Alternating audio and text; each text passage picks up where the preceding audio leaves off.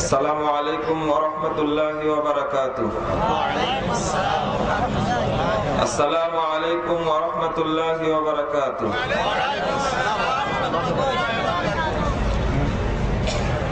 ইন্নাল হামদালিল্লাহি ওয়াহদাহু ওয়াস-সালাতু ওয়াস-সালামু আলা মান লা নাবিয়্যা বা'দাহু। আউযু বিল্লাহি মিনাশ শাইতানির রাজীম। وَمِمَّنْ خَلَقْنَا أُمَّةً يَهْدُونَ بِالْحَقِّ وَبِهِ يَعْدِلُونَ وقال الله عز وجل وما كان لمؤمن ولا مؤمنة إذا قضى الله ورسوله أمرا أن يكون لهم الخيرة من أمرهم ومن يعص الله ورسوله فقد ضل ضلالا مبينا.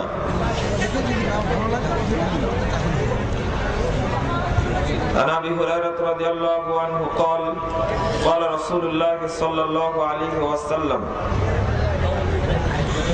بدأ الإسلام غريبا وسيعود كما بدأ فطوبى للغرباء رواه مسلم. وفي رواية لأحمد بإسناد صحيح وهم الذين يصلحون ما أفسد الناس من بعد من سنته. عن عبد الله بن رضي الله عنه قال قال رسول الله صلى الله عليه وسلم لا يأتين على أمتي كما أتى على بني إسرائيل عدو النعل بالنعل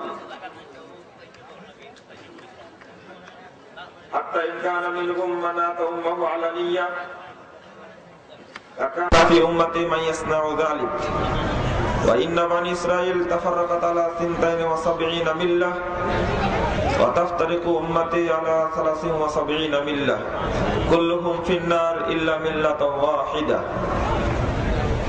رواه الترمذي بإسناد حسن. وفي رواية لأبي داود عن معاوية قال قال رسول الله صلى الله عليه وسلم 72 في النار وواحدة في الجنة وهي الجماعة وإنه سيخرج في أمتي أقوام تتجارى بهم تلك الأهواء كما يتجارى الكلب بصاحبه لا يبقى منه عرق ولا مفصل إلا دخل رواه أبو داود بإسناد صحيح.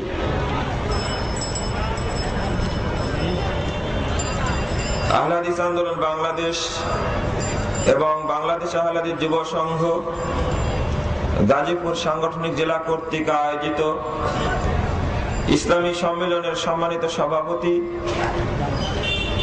মুহতারাম প্রধান অতিথি আন্দোলন বাংলাদেশের মুহতারাম আমির প্রফেসর ডক্টর মোহাম্মদ আসাদুল্লাহ গালিব,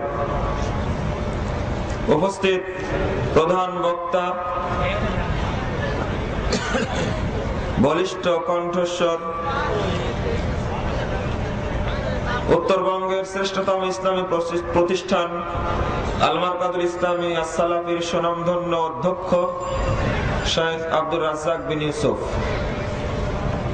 অন্যান্য উলামায়ে কেরাম, অতিথিবৃন্দ, সুধীমণ্ডলী, সামনে উপবিষ্ট শ্রদ্ধেয় মুসলিম ভাতৃমণ্ডলী, পর্দার আড়ালের মা ও বোনেরা, আলোচনার শুরুতেই সবাইকে আমার পক্ষ থেকে এবং আমার কেন্দ্রীয় সংগঠন বাংলাদেশ আহলে হাদিস যুব সংঘর পক্ষ থেকে ধন্যবাদ ও মুবারকবাদ জানাচ্ছি।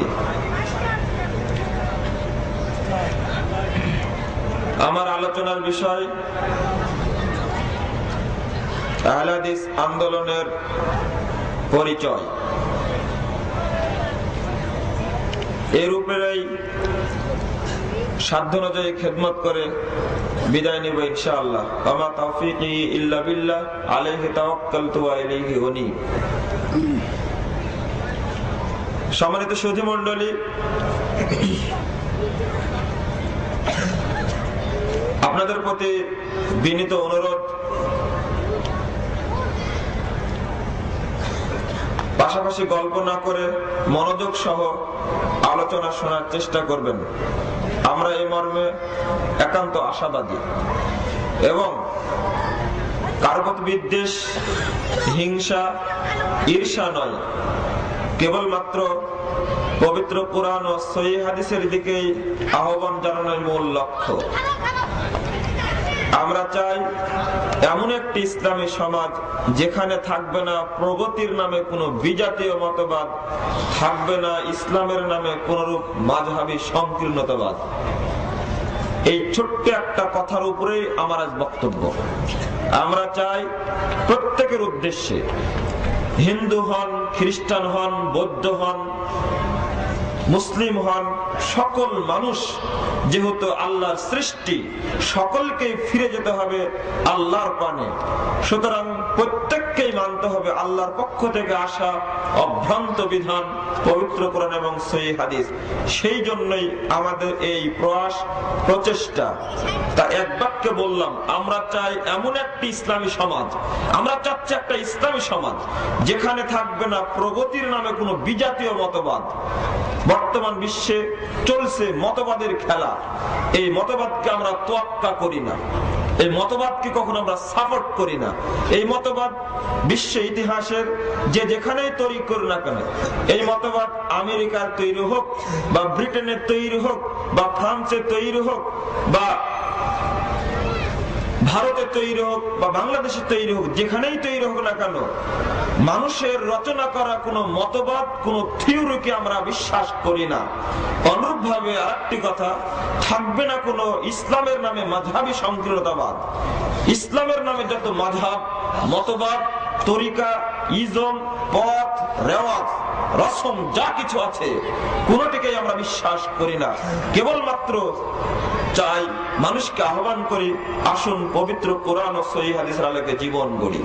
অতএব প্রাণ খোলা এবং চোখ কান খোলা রেখে আন্তরিকতার সাথে আলোচনা শোনার বিনীত আহ্বান জানাবো আপনাদের সবাইকে। আমার আলোচনার পরেই আজকের প্রধান অতিথি আহলে হাদিস আন্দোলন বাংলাদেশের মুহতারাম আমির প্রফেসর ডক্টর মোহাম্মদ আসাদুল্লাহ গালিব তিনি মঞ্চে আসবেন। প্রত্যেকেই মনোযোগ সহ তার গবেষণাধর্মী সারগর্ভপূর্ণ বক্তব্য শুনে যাবেন, এই আশা একান্তভাবে ব্যক্ত করছি।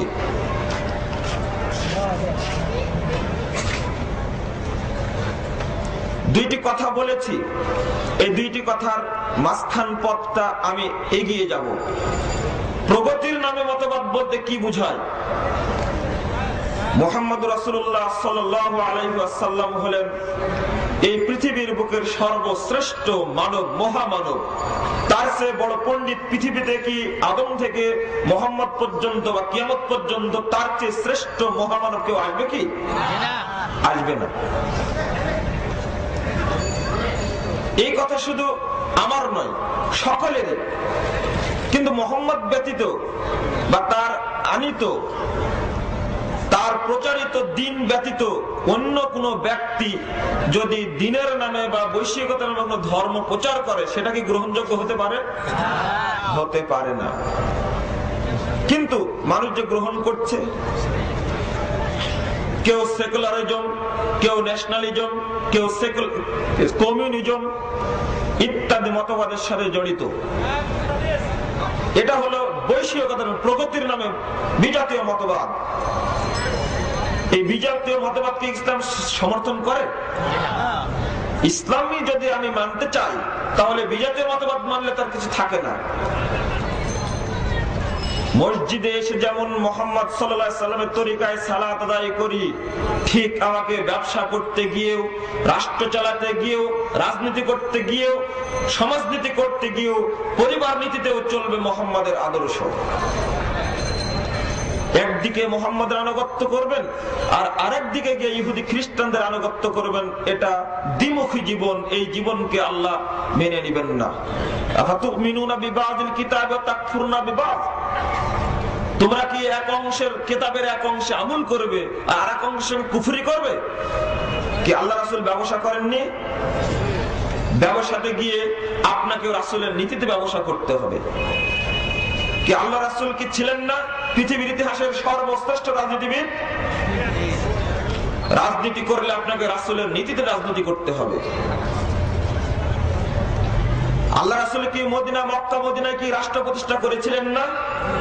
ওসমান, আবু বকর, ওমর, ওসমান, আলী রাদিয়াল্লাহু আনহুম তারা কি রাষ্ট্র চালাননি? তাদের আমলে যেভাবে রাষ্ট্র চলেছে, বিশ্ব ইতিহাসে আজ পর্যন্ত কোন রাষ্ট্র রেকর্ড করতে পারেনি যে দরিদ্রতা না থাকার কারণে যাকাত গ্রহণ করেনি। কিন্তু উমরে ফারুকের জামানায় মানুষ যাকাত নিয়ে ঘুরেছে, কিন্তু নেওয়ার লোক পাওয়া যায়নি। এই রেকর্ড বিশ্ব ইতিহাসে কোথাও কেউ দিয়ে আসতে পারেনি। আসুন, ব্যক্তির রচিত কোন মতবাদ বা ইজমকে তোয়াক্কা না করে কেবলমাত্র মুহাম্মদ সাল্লাল্লাহু আলাইহি সাল্লামের আদর্শকে গ্রহণ করি। রাসূলুল্লাহ সাল্লাল্লাহু আলাইহি সাল্লাম সম্পর্কে এনসাইক্লোপিডিয়া ব্রিটানিকার মধ্যে স্পষ্ট বক্তব্য তারা শেষে বলে দিচ্ছেন, of all the religious personalities of the world, Muhammad was the most successful. পৃথিবীর ইতিহাসে যত ব্যক্তির আবির্ভাব হয়েছিল, পণ্ডিতের আবির্ভাব হয়েছিল, তার মধ্যে সর্বশ্রেষ্ঠ সফল ব্যক্তি হলেন মুহাম্মদ রাসূলুল্লাহ সাল্লাল্লাহু আলাইহি ওয়াসাল্লাম। অতএব তার আদর্শ কেন গ্রহণ করব না?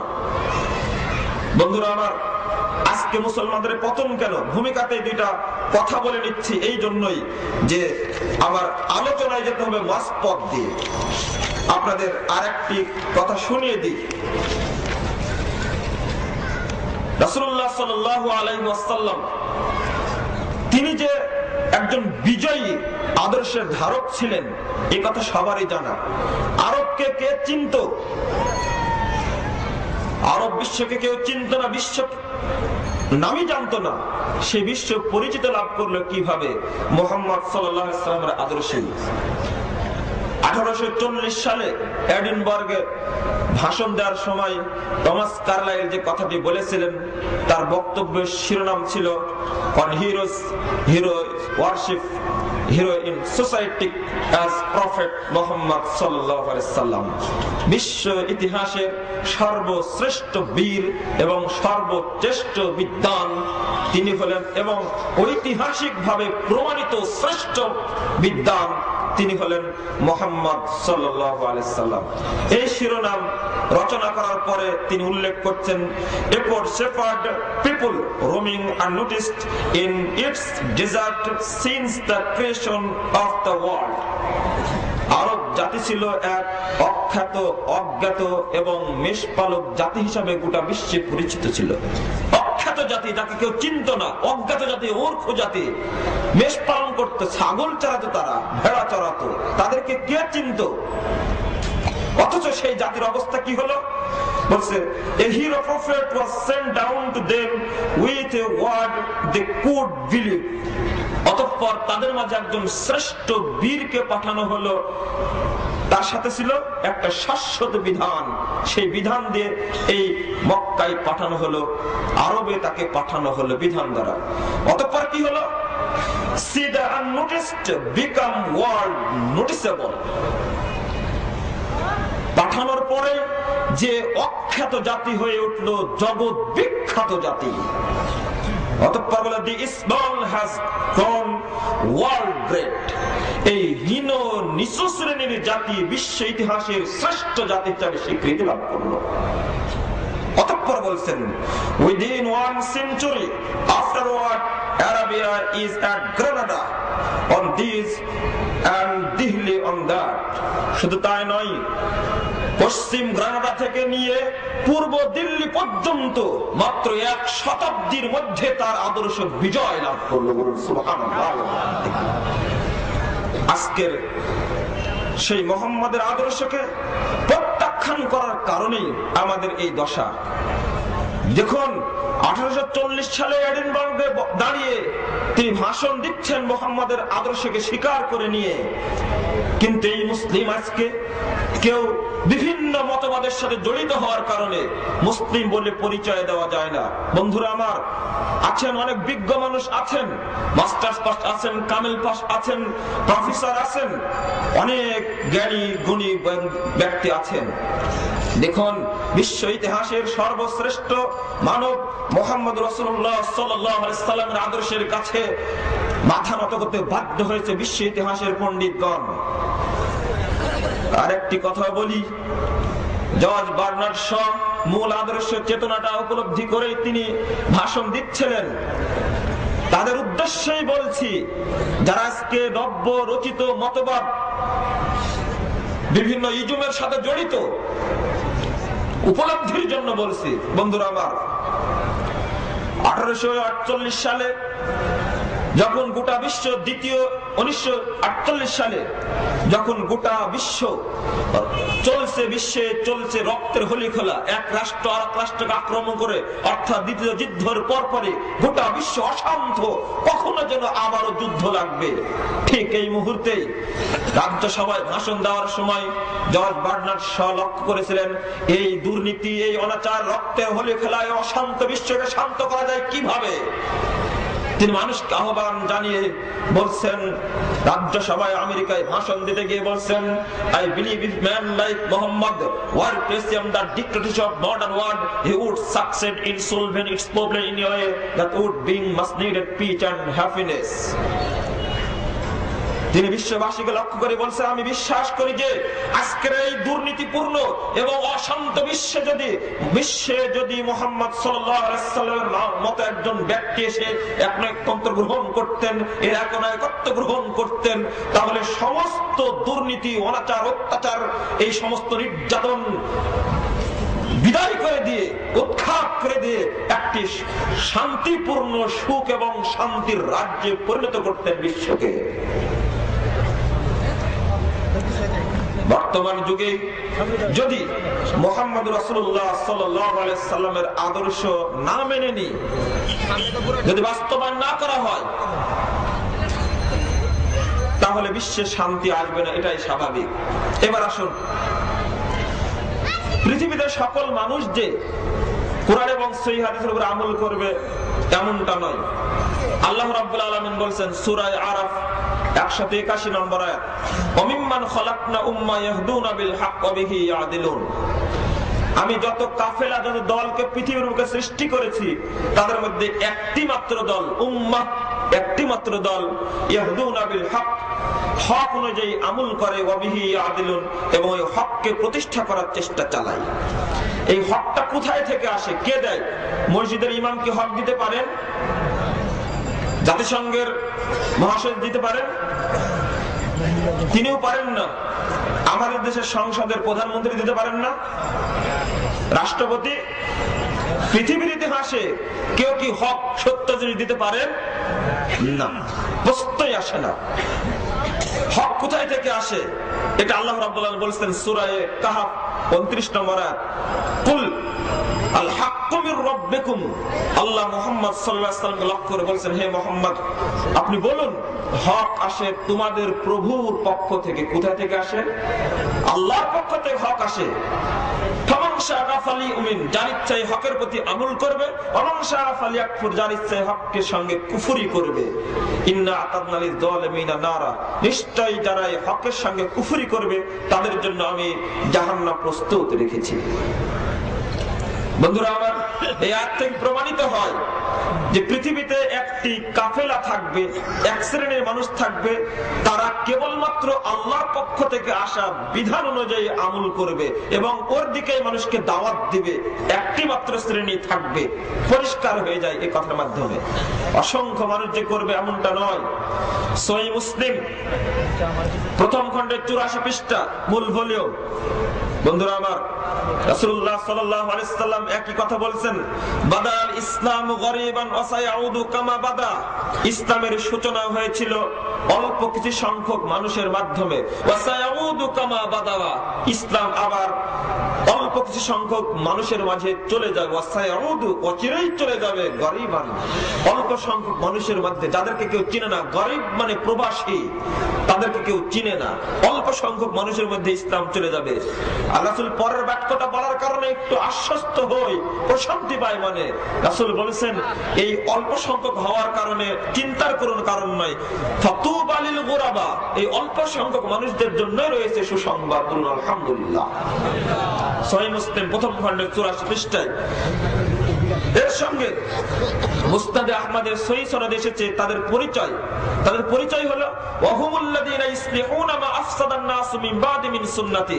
আল্লাহ রাসূল বলেন তাদের পরিচয় আমার মৃত্যুর পরে যখন সুন্নাতের মধ্যে বিভ্রান্তি সৃষ্টি করবে, তখন এই অল্প সংখ্যক মানুষ তাদেরকে সংশোধন করে দিবে, সংস্কার করে দিবে। এইটা হলো শিরক, এইটা হলো তাওহীদ, এটা হলো বিদআত, এটা হলো সুন্নাত, এটা হলো জাল জয়ীফ, এটা হলো সহিহ হাদিস। এই শ্রেণীর মানুষ পৃথিবীতে থাকবে, বলবে তাবিজ ব্যবহার করা শিরক, মাজারে সেজদা দেওয়া শিরক। বলে দিবে এই হাদিসটি জাল হাদিস, এটা হলো সহিহ হাদিস। বলুন তো ভাই, একজন দোকানদারকে যদি জিজ্ঞেস করা যায় বা একজন কৃষককে যদি জিজ্ঞেস করা যায়, বাংলাদেশে এই ধরনের কথা কারা বলে থাকে? বলবেন না? হ্যাঁ, শক্ত হস্তে দমন করার জন্য, শিরিক বিদআতের বিরুদ্ধে কঠোর আন্দোলন পরিচালনা করার জন্য এই বাংলার বুকে সর্বপ্রথম যে রক্ত ঝরেছে কবর পূজারীদের বিরুদ্ধে মিছিল করতে গিয়ে, তারাই হলো আহলে হাদিস। জাল হাদিস পেলে তাকে ছুঁড়ে ফেলে দিবে। জাল হাদিসের উপরে আমল করতে রাজি নয়, জাল হাদিস আমল করা যাবে না। পরিষ্কার কথা, এই শক্ত কথা বলার লোক পাওয়া যায় না, তাওহীদের কথা বলার লোক পাওয়া যায় না। আজকে খুতবায় আলোচনা করেছি জাল হাদিস, জয়ীফ হাদিস সম্পর্কে। জাওয়াল্লু মা খালাকাল্লাহু নূরি, সর্বপ্রথম নূরকে সৃষ্টি করা হয়েছে, অর্থাৎ নবী, আল্লাহর নবী পয়দা, নবীর নূরে সারা জাহান পয়দা। কথা চালু আছে না?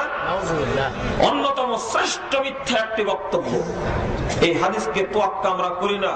আল্লাহ রাসূল মাটির মানুষ ছিলেন, তার স্ত্রী পুত্র সবই ছিল, ফেরেশতারা নূরের তৈরি, নূরদের কোনো বিয়েও হয় না, ছেলে সন্তানও নেই। আছে কি? জিবরাইলের কতজন সন্তান আছে? মালাকুল মউতের কয়জন আছে সন্তান? নূরের কোন সন্তান হয় না। রাসূল যদি নূরের তৈরি হতেন, তাহলে তার মেয়ের নাম ফাতেমা হতো না, তার বাপের নাম আব্দুল্লাহ হতো না। তার নূরের তৈরি যারা, তাদের দ্বারা তো কোনো সন্তান জন্ম নেয় না। আমার রাসূল ছিলেন মাটির তৈরি, আমাদের মতন মানুষ। পার্থক্য ছিল এটাই, আল্লাহর পক্ষ থেকে তিনি ছিলেন নির্বাচিত শ্রেষ্ঠ নবী, তার কাছে ওহী আসতো, আমাদের কাছে ওহী আসে না। বন্ধুরা আমার, অনুরূপ ভাবে হাজারো বার বলি, কোরআন এবং সুন্নাহ দ্বারাও যদি তাবিজ লটকিয়ে দেওয়া হয়, তাজবিজ বাঁধা হয়, তবুও শিরক। মান তাআল্লাকা তামিমাতান ফাকাদ আশরাকা, কেউ যদি তাবিজ লটকায় তাহলে শিরক করে। পরিষ্কার বক্তব্য। বাজারে গিয়ে এক টাকা নয়, একটা চাউলের দানা দিলে যত বড় শিরক হবে, রাসূলের বক্তব্য অনুযায়ী ব্যক্তি জাহান্নামে যাবে, প্রশ্নই আসে না। মানে একটু উদাহরণ একটু পরে দেব। হক অনুযায়ী আমল করতে হবে, এটাই বক্তব্য। রাসূলুল্লাহ সাল্লাল্লাহু আলাইহি ওয়াসাল্লাম বললেন, আমার মৃত্যুর পর যখন সমাজে বিভ্রান্তি সৃষ্টি করবে, এই অল্প সংখ্যক মানুষ তারা পৃথক করে দিবে, জানিয়ে দিবে, সংস্কার করে দিবে কোনটা সঠিক কোনটা বেঠিক। রাসূলুল্লাহ সাল্লাল্লাহু আলাইহি ওয়াসাল্লাম অন্য একটা হাদিসে বলছেন, সহিহ মুসলিম দ্বিতীয় খণ্ডের 143 পৃষ্ঠা, আন সাওবান রাদিয়াল্লাহু আনহু قال قال رسول الله صلى الله عليه وسلم لا تزال طائفة من أمتي ظاهر الحق لا يضرهم من خذلهم حتى يأتي أمر الله كذلك। একটি দল সর্বদা হকের উপরে টিকে থাকবে, বিরোধীরা তাদের কেউ ক্ষতি করতে পারবে না। ইতিমধ্যেই কিয়ামত চলে আসবে, তারা ওইভাবেই থাকবে। বলুন আলহামদুলিল্লাহ। কিয়ামত পর্যন্ত একটি দল হকের উপরে টিকে থাকবে, থাকবে, এটা আল্লাহর ওয়াদা। বাংলাদেশে টিকতে দেবেন না, ভারতে গিয়ে থাকবে। ভারতে টিকতে দেবেন না, সৌদি আরব গিয়ে থাকবে। সৌদি আরবে ঠাঁই পাবে না, লিবিয়ায় গিয়ে থাকবে। বিশ্বে কোন না কোন স্থানে এরা কাজ করে যাবেই, এটা আল্লাহ রাসূলের ওয়াদা এবং আল্লাহর ওয়াদা। وممن خلقنا أمة يهدون بالحق وبه يعدلون। একটি দল থাকবে সর্বদা হক পথে চলবে, হকের দিকে মানুষকে দাওয়াত দিবে। এই হাদিসের ব্যাখ্যায় সকল মুহাদ্দিস একই বক্তব্য বলেছেন যে কওলগুলো প্রত্যেকেই বলতে চেয়েছেন তারাই হলেন পৃথিবীর বুকের আহলুল হাদিস। উল্লেখ্য যে আহলে হাদিস বলতে এটা পারিবারিক কোনো পরিচয় নয়, বংশগত কোনো পরিচয় নয়। যারা যেখানে থেকে পৃথিবীর বুকে কেবলমাত্র পবিত্র কোরআন এবং সহিহ হাদিসের আলোকে জীবন গড়বে, তারাই হলো আহলে হাদিস। এটা গোষ্ঠীগত ব্যাপার না। গোষ্ঠীর বাপের পেট থেকে জন্ম নিয়েছি যার কারণে আহলে হাদিস তা নয়। একজন খ্রিস্টান ব্যক্তিও যদি আজকে তার ধর্ম ছেড়ে দিয়ে কেবলমাত্র পবিত্র কোরআন এবং সহিহ হাদিস মেনে চলে, তিনি আহলে হাদিস। একজন বৌদ্ধ হিন্দু যদি তার ধর্ম ছেড়ে দিয়ে কেবলমাত্র আল্লাহর পক্ষ থেকে আসা বিধান, মুহাম্মদ রাসূলুল্লাহ সাল্লাল্লাহু আলাইহি সাল্লাম যে বিধান প্রচার করেছেন সেটাকে মেনে নেয়, তিনিও আহলে হাদিস হবেন। এটা ব্যক্তিগত বা বংশগত বিষয় নয়, এটা মনে রাখতে হবে। ইমাম আহমদ বিন হাম্বলকে জিজ্ঞেস করা হয়েছিল, তার আগেই বলি, এই হাদিস যে একটি দল হকের উপরে টিকে থাকবে তারা কারা? আবু সাঈদ খুদরি রাদিয়াল্লাহু আনহু বলেন, মুস্তাদরাক হাকিম প্রথম খণ্ডের 88 পৃষ্ঠায় 188 পৃষ্ঠায়, যখন তিনি যুবকদের দেখতেন তিনি তখন মারহাবা জানাতেন এবং বলতেন, আমার রাসূলুল্লাহ সাল্লাল্লাহু আলাইহি ওয়াসাল্লাম আমাদেরকে আল্লাহ রাসূল নির্দেশ দিয়েছেন, আন নুয়াসসালাকুল মাজলিস ওয়া আন নুফাহিমা লাকুমুল হাদিস ফাইন্নাহুম খুলুফুনা ওয়া আহলুল হাদিস বা'দানা।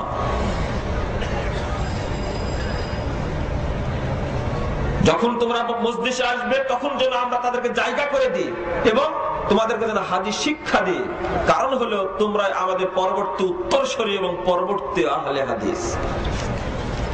অনেকেই বলে থাকেন মুসলিম আমি আহলে হাদিস, হানাফি, শাফি, মালিকি, হাম্বলি এগুলো বলবো কেন? বলার তো প্রশ্ন আসে না, কথাও ঠিক, আমি মুসলিম বলে পরিচয় দিব। কিন্তু 37 হিজরির পরে বিভিন্ন দলাদলি সৃষ্টি হওয়ার কারণে সাহাবা একরাম নিজেরাই তাদের নাম আহলুল হাদিস বা আসহাবুল হাদিস দিয়ে দিলেন। সহিহ মুসলিমের মুকাদ্দামা 11 পৃষ্ঠায় খুলুন, সাহাবী মুহাম্মদ বিন শিরিন, তাবিঈ মুহাম্মদ বিন শিরিন থেকে বর্ণিত হয়েছে, যখন কেউ হাদিসটা আসতো, যখন ফিতনার যুগ আসলো, দেখেন যখন ফিতনার যুগ আসলো, কেউ ডাকে খারিজের দিকে, কেউ বেদাতি যুগ যখন আসলো, তখন ফালাম্মা ওয়াকাতিল ফিতনা, যখন ফিতনার যুগ আসলো, ক্বালু সাম্মুনা রিজালাকুম, তোমরা আমাদের কাছে হাদিসের যারা সনদ তাদের নাম বলো। ফাইন কানা মিন আহলিস সুন্নাহ, এই যে যদি তারা আহলে সুন্নাহ বা আহলে হাদিসদের অন্তর্ভুক্ত হতেন, ফায়ুখাযু হাদিসুহুম, তখন তাদের হাদিস গ্রহণ করা হতো। ওয়া ইন কানা মিন আহলিল বিদআহ, যদি তারা বিদআতপন্থী হতো, ফালা ইউখাযু হাদিসুহুম, তাদের হাদিস গ্রহণ করা হতো না। এই যে সাহাবা کرام থেকে দুটো পৃথক হয়ে গেল। বিদআতি পন্থা প্রথম থেকেই শুরু হয়েছে, আর বিশেষ করে প্রকাশ লাভ করেছে 37 হিজরির পর থেকে নিয়ে, ওসমান হত্যার পর থেকে নিয়ে শুরু হয়েছে। ওসমান রাদিয়াল্লাহু আনহু যখন শহীদ হলেন তখন থেকে এই দলগুলো প্রকাশ পেয়ে যায়, তারপর থেকে দুটো ভাগে ভাগ হয়ে গেছে। আলী ইবনে আল মাদিনী তিনি বলছেন, যিনি ইমাম বুখারীর শিক্ষক, তিনি বলছেন এই হাদিসের ব্যাখ্যায় এটা কারা, একটি দল হকের উপরে টিকে থাকবে তারা কারা? তিনি বলছেন, ওয়াহুম আহলুল হাদিস আল্লাযীনা তাআহাদুনা মাযাহিব রাসূল ওয়া ইয়াযুবুনাল ইলম লাউলাহুম লাম নাজিদ আনিল মুতাজিলা ওয়ার রাফিদা ওয়াল জাহমিয়া ওয়া আহলিল ইরজাই ওয়া রাই শাইয়্যাম মিনাস সুনান। তিনি বলছেন পৃথিবীর বুকে বিজয়ী কাফেলা হলো সুন্নাতের অধিকারী হলো যারা, তারা হলো আহলে হাদিস, যারা রাসূলের পথকে আঁকড়ে ধরে থাকে। ওয়া ইয়াযুবুনাল ইলম, যখনই আল্লাহর পক্ষ থেকে আসা বিধানের উপরে কোনো আক্রমণ আসে, যদি কোনো এর উপরে চাপ সৃষ্টি হয়, তারা এই ইলমকে রক্ষা করে থাকে। লাউলাহুম, পৃথিবীর বুকে যদি তারা না থাকতেন, লাম নাজিদ মিনাল মুতাজিলা ওয়ার রাফিজা ওয়াল জাহমিয়া ওয়া আহলিল ইরজাই ওয়া রাই শাইয়্যাম মিনাস সুনান, যদি তারা পৃথিবীতে না থাকতেন, রাফেজি বলো, জাহমিয়া বলো, মুতাজিলা বলো, আরো যত ইসলামের নামে তৈরি হওয়া দল রয়েছে, তাদের কাছ থেকে একটি সুন্নাত আশা করতে পারতাম না। আপনাকে পারিবারিক জীবনে যদি জিজ্ঞেস করি, সহিহ হাদিস মানেন না, অর্থনৈতিক ক্ষেত্রে একই অবস্থা, ফাঁকি দেওয়া হচ্ছে, সালাতের ক্ষেত্রে একই অবস্থা, গোটা দেশের দরিদ্র মানুষকে ফাঁকি দেওয়া হচ্ছে। কেন দেন না? যখন ঈদুল ফিতর আসে, ফিতরা দিয়ে থাকেন আপনারা, আদাসা করে ফিতরা দেন। রাসূলুল্লাহ সাল্লাল্লাহু আলাইহি সাল্লাম একছা ফিতরা দিয়েছেন, কিন্তু আমরা দিয়েছি হাফছা ফিতরা। এই তো গরিবকে ফাঁকি দেওয়া হলো। অনুরূপ ভাবে কুরবানির সময় কুরবানি এবং আকিকা একসঙ্গে করা হয়, ছেলের আকিকা আর কুরবানি একসঙ্গে করা হয়। এই রেওয়াজ মুসলিম সমাজে আছে, যা হাদিসের সাথে কোনো তাল নেই।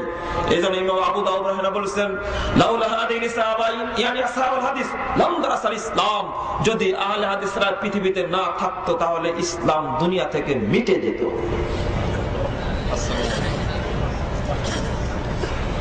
একটি নয়, দুইটি নয়, এই সমস্ত বিষয়গুলো লক্ষণীয়। আল্লামা খতিব বাগদাদী রাহিমাহুল্লাহ ওই বাগদাদের বুকে বসে থেকেই কথা বলছেন, চটচট করে কোনো ভয় করেননি। এই হাদিসের ব্যাখ্যা তিনি বই লিখেছেন, শারফ আসহাবিল হাদিস, আহলে হাদিসদের মর্যাদা করে বই লিখতে গিয়ে তিনি এই হাদিস সম্পর্কে আলোচনা করতে গিয়ে চূড়ান্ত পর্যায়ের বক্তব্য তিনি দিয়েছেন। তিনি এক পর্যায়ে বলছেন, ফাকাদ জালাল্লাহু তাআলা আহলাহু আরকানাশ শরিয়া, আল্লাহ রাব্বুল আলামিন এই পৃথিবীতে আহলে হাদিসদেরকে শরীয়তের রুকুন তৈরি করেছেন। ওয়া হাতামা বিহিম কুল্লা বিদআতিন শানিয়া, আর তাদের দ্বারা পৃথিবীর যত বেদাতি কর্মকাণ্ড সবগুলোকে উৎখাত করে থাকেন। বলুন আলহামদুলিল্লাহ। ওহুম ওয়াসাতাত বাইনান নবী সাল্লাল্লাহু আলাইহি ওয়াসাল্লাম উম্মতিহি, পৃথিবীর বুকে তারা যেখানেই থাক না কেন রাসূল যে আমল করেছেন সেই আমল মুসলমানদেরকে করার জন্য তারাই সামঞ্জস্য সৃষ্টি করে।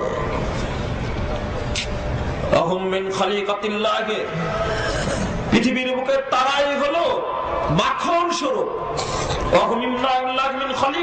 আল্লাহ সৃষ্টির মধ্যে তারা হলো নির্যাস মাখন স্বরূপ। আর তাদের মুস্তাহিদগণ হলো মুসলিম মিল্লাতকে সংরক্ষণ করার দায়িত্ব পালন করে। আনোয়ারুহুম জাহিরা, তাদের দলিল হলো স্পষ্ট। ফাযাইলুহুম সাইরা, গোটা পৃথিবীর উপরে তাদের প্রাধান্য। ওয়ামাযাইবুহুম জাহিরা, তাদের পথ একেবারে পরিষ্কার, উজ্জ্বল, দীপ্তিমান পথ। এই পথে কোন রকমের অন্ধকার নয়, একটা স্বচ্ছ পথ। ওয়া হুজ্জাতুহুম কাহিরা, তারা যে দলিল পেশ করে এই দলিল হলো অপ্রতিরোধ্য, অকাট্য, এই দলিলকে খণ্ডন করা যায় না। বন্ধুরা আমার, যখন দলিলের বিপক্ষে যাই, দলিলকে দলিল দ্বারা বিচার করতে পারে না। এই জন্যই তো প্রফেসর ডক্টর মোহাম্মদ আসাদুল্লাহ গালেবের মতন একজন খাদেম, নগণ্য খাদেম, তার একটি কলমের আঘাতে, একটি বাকশক্তির আঘাতে, একটি মানুষের সাংগঠনিক তৎপরতার কারণে বরদাস্ত করতে না পেরে এক সময় জঙ্গিবাদের মিথ্যা অভিযোগ দিয়ে 3 বছর 6 মাস তাকে আটকে রাখা হলো। দলিল দ্বারা দলিলের জবাব না দিতে পারার কারণে ডক্টর গালেবকে জেল খাটতে হয়েছে। জঙ্গিবাদী কারা ছিল জনগণ জানে, কিন্তু এরপরেও প্রকাশ্য ইস্তেমা হয়, প্রকাশ্য প্রতিষ্ঠান আছে, লিখিত বই আছে। কেন এই মিথ্যা অপবাদ দিয়ে ডক্টর গালেবকে জেলখানে রাখা হলো জানেন? কারণ একটাই, যে দলিল পেশ করা হয় এই দলিলের বিরুদ্ধে কোনো শক্তি সামনে আসতে পারে না।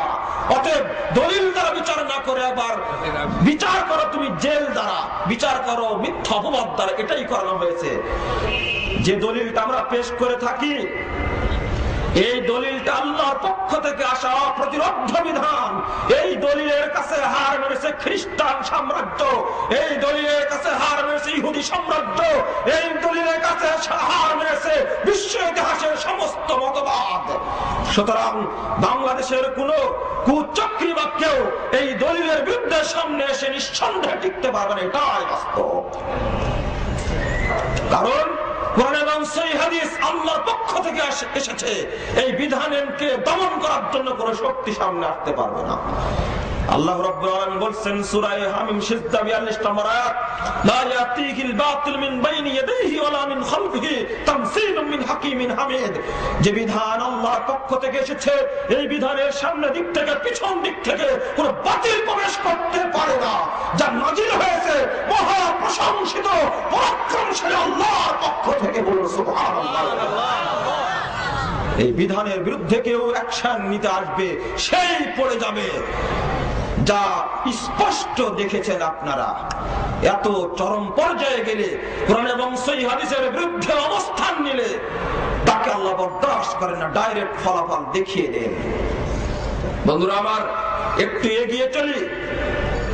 অতঃপর খতিব বাগদাদী রাহিমাহুল্লাহ তার শারহ আসহাবুল হাদিস গ্রন্থের 48 পৃষ্ঠায় আলোচনা করতে গিয়ে বলেছেন, ফাকাদ জালাল্লাহু তাইফাতাল মানসুরা হুররাসউদ্দিন, আল্লাহ রাব্বুল আলামিন এই বিজয়ী কাফেলাকে দ্বীনের পাহারাদার নিযুক্ত করেছেন পৃথিবীতে। বলুন আলহামদুলিল্লাহ। কাম মিন মুলহিদিন ইয়ারুমান ইয়াখলুতা বিশ-শারিয়া মা লাইসা মিনহা, আল্লাহু তাআলা ইয়াযুব্বু বিআসহাবিল হাদিস। পৃথিবীর যে যেখানে যে সময় হোক না কেন আল্লাহর পক্ষ থেকে প্রেরিত কোরআন এবং সহিহ হাদিসের বিরুদ্ধে যে অবস্থান নেয়, আল্লাহ রাব্বুল আলামিন এই আহলে হাদিসদের দ্বারাই তাকে প্রতিরোধ করে থাকেন। ওহুমুল কাওয়ামুনা বিআমরিহা ওয়া শানিহা ওহুমুল হুফাযু লিআরকানিহা, এই পৃথিবীতে আল্লাহর রুকুনকে তারাই সংরক্ষণ করেন। ওয়াল কাওয়ামুনা বিআমরিহা ওয়া শানিহা, আর তার মর্যাদা এবং সুনাম তারাই সংরক্ষণ করে তাদের প্রতিষ্ঠা করে থাকেন। উলাইকা হিজবুল্লাহ ইন্না হিজবাল্লাহি হুমুল মুফলিহুন, তিনি বলছেন পৃথিবীর বুকে আল্লাহর সেনাবাহিনী তারাই, আর আল্লাহর সেনাবাহিনী সফল কাম। বলুন আলহামদুলিল্লাহ। এবার তিনি পার্থক্য করতে গিয়ে বলছেন, বিশ্ববাসীকে লক্ষ্য করে বলছেন, দেখো কুল্লু ফিয়াতিন তাতাহাইয়াদু ইলা আরওয়া ওয়া তাস্তাসিনু রায়ন ওয়া তাকিফু আলাইহি। হে বন্ধুগণ, শুনে রাখো, প্রত্যেকটি দলের দিকে তাকিয়ে দেখবে তারা নিজ নিজ জিনিসের অনুসরণ করছে, কোরআন হাদিসের সাথে কোনো সম্পর্ক নেই। ওয়া তাস্তাসিনু রায়ন ওয়া তাকিফু আলাইহি, নিজের মতামতের উপরে তারা ভিত্তিশীল, প্রত্যেকেই নিজ নিজ মতামতের দিকে ডাকছে আর তার উপরে তারা প্রতিষ্ঠিত। সিওয়া আসহাবুল হাদিস, তো পৃথিবীর যারা আহলে হাদিস তারা নয়, তারা মানুষের মতামতকে তোয়াক্কা করে না, মানুষের রায়কে তোয়াক্কা করে না। তারা কি বলে? তিনি বলছেন, ফাইনাল কিতাবা হুজ্জাতুহুম, আহলে হাদিসদের মূল হাতিয়ার হলো আল্লাহর কিতাব, ওয়াস সুন্নাতু হুজ্জাতুহুম, রাসূলের সুন্নাত হলো তাদের মূল দলিল, ওয়ার রাসূলু ফিয়াতুহুম, স্বয়ং রাসূল হলেন তাদের দলনেতা, ওয়ান নিসবাতু ইলাইহি, তাদের দিকেই হলো তাদের নিসবাত। আলহামদুলিল্লাহ। লা ইয়ারজুনা ইলাল আরওয়া ওয়া লা ইয়ালতামিতুনা ইলাল হাওয়া, এই আহলে হাদিসরা মানুষের মতামতের দিকে তোয়াক্কা করে না এবং নিজের প্রবৃত্তির দিকেও তারা চলে না। কেবলমাত্র তাদের অস্ত্র হলো আল্লাহর পক্ষ থেকে আসা বিধান আল কোরআন, আর রাসূলের পক্ষ থেকে আসা সুন্নাত হলো মূল দলিল, আর তিনি হলেন আহলে হাদিসদের দলনেতা। এই বক্তব্য আজকে নয়, 456 হিজরি মৃত্যুবরণ করেছেন বাগদাদের বুকে। বলুন, হক বাগদাদের উপর টিকতে পারেনি। বাগদাদ থেকে শুরু হয়েছে যত রকম অনাচার, ইসলামের উপরে যত রকম দুর্নীতি শুরু হয়েছে বাগদাদ থেকে। ওই বাগদাদের উপকণ্ঠে বসেই আল্লামা খতিব বাগদাদী রাহিমাহুল্লাহ দার্থহীন কণ্ঠে বিশ্ববাসীকে আসল চিত্রটা তুলে ধরেছেন। আমাদেরকে বের করে নিতে হবে। আপনি বলবেন যেটা কেমন কথা, ইসলামের মধ্যে এত দল থাকবে কেন? বলেন না আপনারা অনেকে, এত মতরক্ষ থাকবে কেন? রাসূল বলছেন থাকবে, আপনাকেও মেনে নিতে হবে, থাকবে, আমাকে সঠিক পথটা চিনে নিতে হবে। এটা আল্লাহর পক্ষ থেকে একটা পরীক্ষা, এটা পরীক্ষা, আপনাকে আল্লাহ পরীক্ষা করছেন। দেখুন রাসূলুল্লাহ সাল্লাল্লাহু আলাইহি সাল্লাম, তিরমিজির সহিহ হাদিস, রাসূলুল্লাহ সাল্লাল্লাহু আলাইহি সাল্লাম বলেন, একদিন দ্বিতীয় খণ্ডের 92 পৃষ্ঠা, খত্তালা রাসূলুল্লাহ সাল্লাল্লাহু আলাইহি সাল্লাম খত্তান। ইবনে মাসউদ বলেন, আল্লাহ রাসূল আমাদের সামনে একটা লম্বা দাগ টানলেন, টানার পরে বলেন, হাদা সাবিলুল্লাহ, শুনে রাখো এটা হলো আল্লাহর পথ। সুম্মা খাত্তা খুতুতান আন ইয়ামিনিহি ওয়া শিমালি, ডানে অনেকগুলো দাগ টানলেন, বামে অনেকগুলো দাগ টানলেন, টানার পরে বলেন, ওয়া হাদিহি সুবুলুন আলা কুল্লি সাবিলিন শাইতান, শুনে রাখো এইগুলো কিন্তু এক একটা পথ, প্রত্যেক পথেই বসে আছে শয়তান, ইয়াদউ ইলাইহি, শয়তান তার দিকে ডাকছে। কি বুঝলেন? আল্লাহ রাসূল বলে গেছেন, আপনি ঘৃণা করে, হ্যাঁ, দল হওয়া, উপদল হওয়া, এই ফেরকা হওয়াকে ঘৃণা করুন, কিন্তু তাতে আপনাকে কি বলবো, মন খারাপ করলে হবে না। রাসূল বলে গেছেন আসল পথটা চিনে নিতে হবে।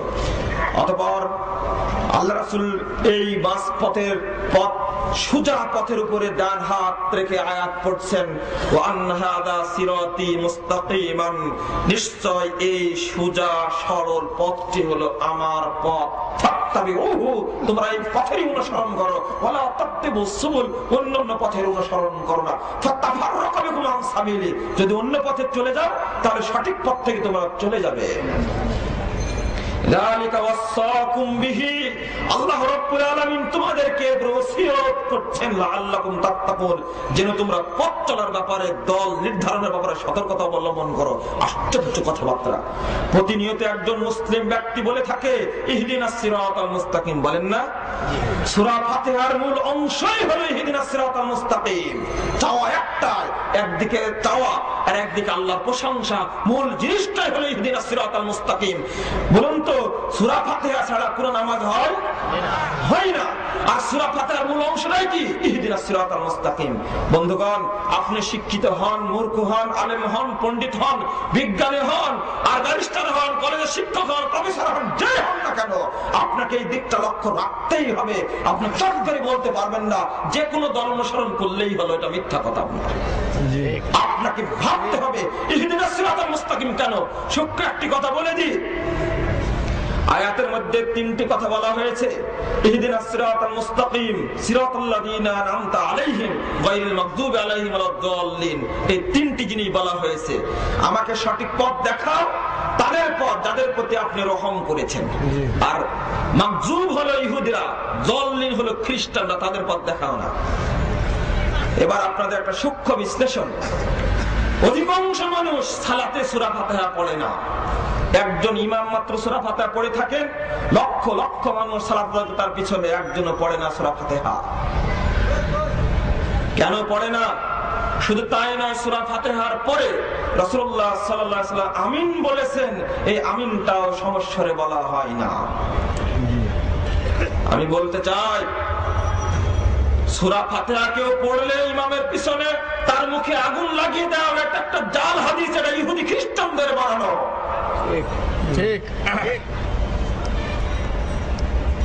যারা সূরা ফাতিহা ইমামের পিছনে পড়ে তাদের মুখে মাটি ভরে দাও, এটাও একটা জাল হাদিস। এটা কখনো মুসলমানরা তৈরি, ইহুদি খ্রিস্টানরা তৈরি করেছে। কেন? তিরমিজির 80 পৃষ্ঠা খুলে দেখুন, রাসূলুল্লাহ সাল্লাল্লাহু আলাইহি ওয়াসাল্লাম বলেছেন, মা হাসাদাতকুমুল ইয়াহুদ ওয়ান নাসারা হাসাদাতান বিল আমিন। ইহুদি খ্রিস্টানরা অন্য যত বিষয়ে যত বিরোধিতা করে, সবচেয়ে বেশি বিরোধী তোমাদের আমিন কথাটা। জি ঠিক, সহিহ হাদিস। আমিন বললে ইহুদি খ্রিস্টানদের গায়ে আগুন ধরে যায়। আর এমনটা কখন হয় সাধারণত? বলুন কখন হয়? সালাতের সময় এমন হয়। আপনি বলুন তো, 24 ঘন্টা আপনি সময় ব্যয় করেন, ঘুমিয়ে কাটান কিছু ঘন্টা, কয়বার আমিন বলে থাকেন? আমিন যদি আসতে বলার কারণে ইহুদি খ্রিস্টানদের গায়ে আগুন ধরত, আমিন তো শুনতেই পাবে না। আগুন ধরবে কিভাবে? আমিন তো শুনতেই পাবে না, আগুন ধরবে কিভাবে গায়ে? রাসূল আমিন বলতেন সমস্বরে, যার কারণে মনে করতে ওদের দোয়া আজকে কবুল হয়ে গেল। কেন? গায়রিল মাগদুবি আলাইহিম ওয়ালাদ-দাল্লিন, তাদের পথ নয় যাদের উপরে আপনি অভিশাপ বর্ষণ করেছেন, এবং যারা পথভ্রষ্ট তাদের পথ দেখান না। তখন আমরা কি বলি? আমিন বলি না? বলুন, ইহুদি খ্রিস্টানরা সন্তুষ্ট হবে না। ওই যে বলা হয়েছে ইহুদিরা গজবপ্রাপ্ত, খ্রিস্টানরা হলো পথভ্রষ্ট, আর আমরা আল্লাহর কাছে বলছি ইহদিনাস সিরাতাল মুস্তাকিম, আল্লাহ তুমি সঠিক পথ দেখাও। এই তিনটি কারণে ইহুদি খ্রিস্টানদের চক্রান্তর কারণে বৃহত্তর মুসলিম উম্মাহ সূরা ফাতিহা থেকে বঞ্চিত হচ্ছে। সঠিক পথ পাবে কোথায়? আমি আলোচনা করব।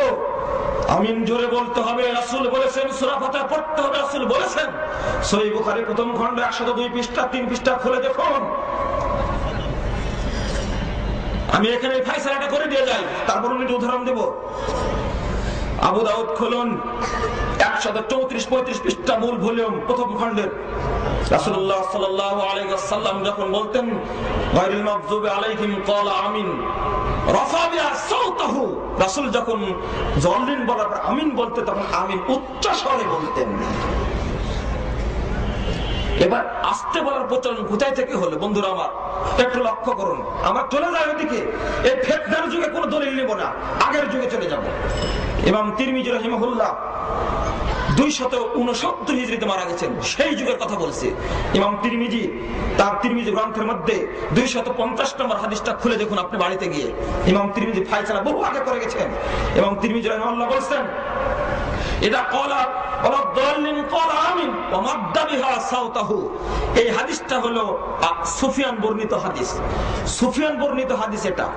তিনি বলছেন রাসূল যখন ওয়ালাদ-দাল্লিন বলতেন তখন আমিন বলতেন মাদ্দা বিহা সাওতাহু, যার আওয়াজটা উচ্চ হতো। তিনি বলছেন রুবিয়া আন শুবা থেকে বর্ণিত হয়েছে যে আল্লাহ আমিন বলতেন, খাফাযা বিহা সাওতাহু, আওয়াজটা আস্তে হতো। দেখেন তিরমিজিতে আছে 250 নম্বর হাদিসে। এবার ইমাম তিরমিজি রাহিমাহুল্লাহ বলছেন সামিয়তু মুহাম্মাদান, অর্থাৎ ইমাম বুখারীর কাছে বলতে শুনে, ইমাম বুখারীকে বলতে শুনেছি হাদিস সুফিয়ান আসাহু মিন হাদিসে শুবা, শুবার হাদিসের চেয়ে সুফিয়ানের হাদিস সহিহ। আলহামদুলিল্লাহ। তাই ওয়া আখতা শুবা মামাজিয়া, এই হাদিসের মধ্যে শুবা বহু জায়গায় ভুল করেছেন। কয় জায়গায় ভুল করেছেন? মামাজিয়া, বহু জায়গায় ভুল করেছেন। তার মধ্যে একটি জায়গায় হলো কলাম খাফাদা বিহা সাওতাহু ইন্নামা হুয়া মাদ্দা বিহা সাওতাহু, শুবা বলতে চাচ্ছেন আওয়াজটা নিম্ন স্বরে হয়েছে, কিন্তু সেটাও মাদ্দা বিহা সাওতাহু, অর্থাৎ উচ্চ স্বরে হবে কথাটি। ইমাম তিরমিজি রাহিমাহুল্লাহ তিনি কথাটা নকল করেছেন আজ থেকে বহু বহু বছর আগে। আমি ওই দিকে চলে যাবো, এখানে কেন আসবো? মুহাদ্দিসগণেরা ফয়সালা দিয়েছেন হাদিস যদি জয়ীফ হয় মানা যাবে প্রশ্ন আসে না, জয়ীফ হাদিস মানতে রাজি নয়। আপনারা বলবেন সিহা সিত্তা, এই সিহা সিত্তা কথা ঠিক নয়। এই যে ইমাম তিরমিজি হাদিসটাকে জয়ীফ বলে গেলেন, তাহলে কি তিরমিজির সমস্ত হাদিসই সহিহ? সমস্ত হাদিস সহিহ না। তিরমিজিতে 832টি জয়ীফ এবং জাল হাদিস আছে। কয়টি? 832টি জয়ীফ এবং জাল হাদিস আছে। তার মধ্যে একটি হলো অনেকে দাড়ি এক মুষ্টি রাখে না, ছোট ছোট দাড়ি কেটে রাখে না, আপনারা তো জানেন। তো এই একটা হাদিস তিরমিজির দ্বিতীয় খণ্ডের 105 পৃষ্ঠা খুললেই পাবেন হাদিসটা।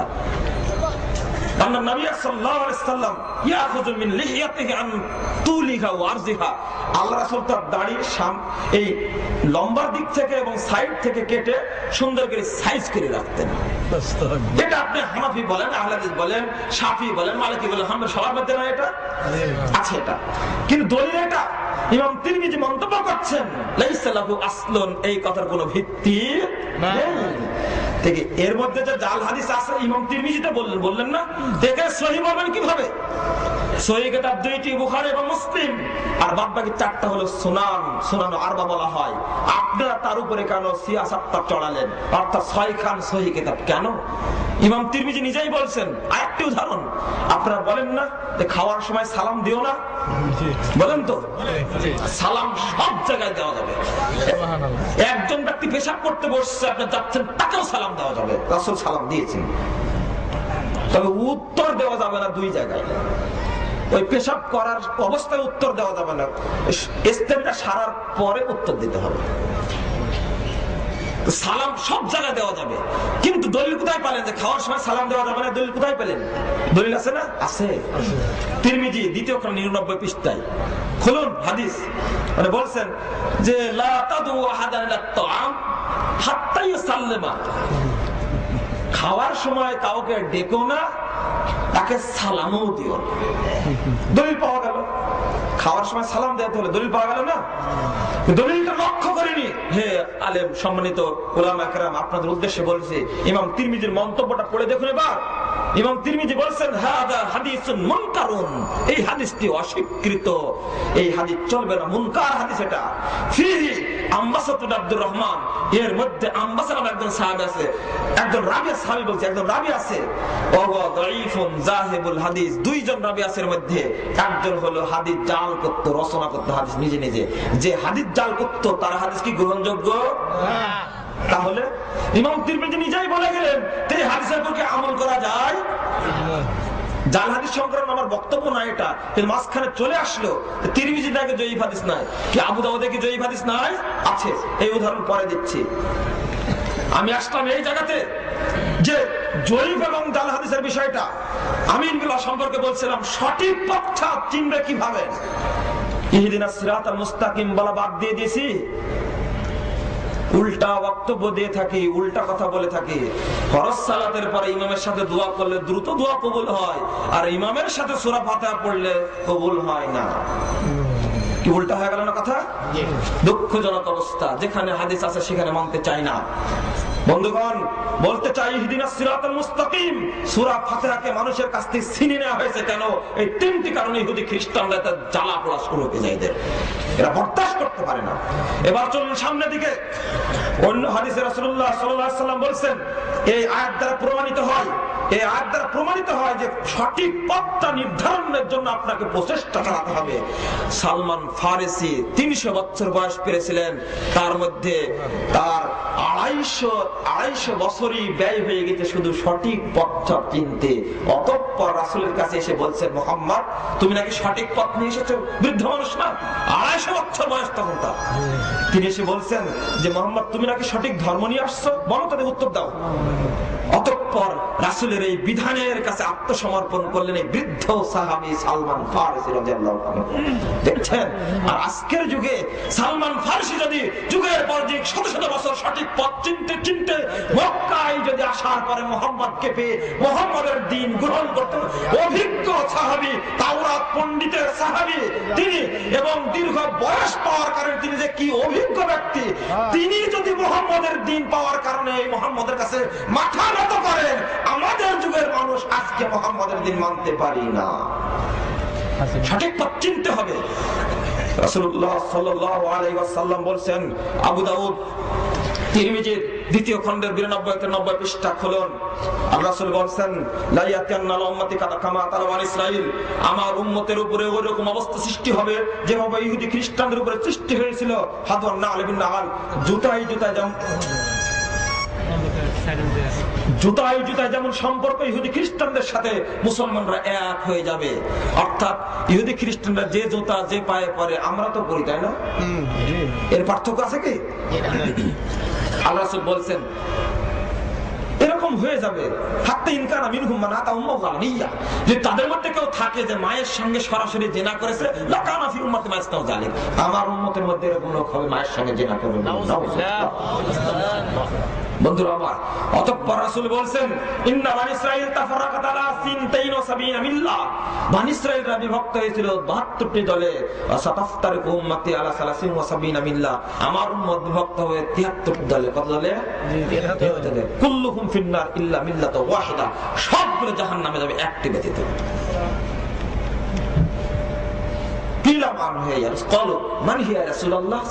বললেন, আল্লাহ রাসূল ওই জান্নাতি দল কোনটা?